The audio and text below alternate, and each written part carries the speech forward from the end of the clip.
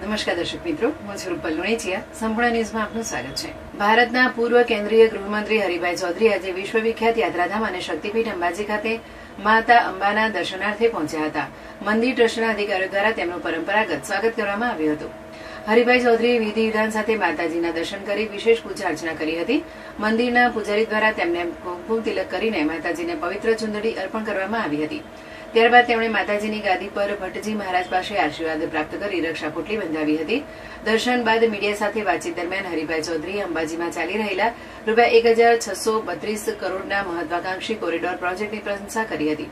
તેમણે આ વિકાસ કાર્ય માટે કેન્દ્ર સરકારનો આભાર વ્યક્ત કરતા જણાવ્યું હતું કે આવનારા સમયમાં અંબાજી દેશના અગ્રણી ધાર્મિક પ્રવાસન કેન્દ્રોમાં સ્થાન મેળવશે. તેમણે જણાવ્યું કે કોરિડોર પ્રોજેક્ટ પૂર્ણ થયા બાદ યાત્રાળુઓની સંખ્યામાં નોંધપાત્ર વધારો થશે અને ભક્તોને વધુ આધુનિક તથા સુવિધાસભર વ્યવસ્થાઓ ઉપલબ્ધ બનશે. પૂર્વ ગૃહમંત્રીએ જણાવ્યું હતું કે તેઓ બનાસકાંઠાના સાંસદ હતા ત્યારે અંબાજી સુધી રેલવે લાઇનની માંગણી કરી હતી. આજે તે સ્વપ્ન સાકાર થતાં તેમને વિશેષ આનંદ અને સંતોષની લાગણી થઈ રહી છે.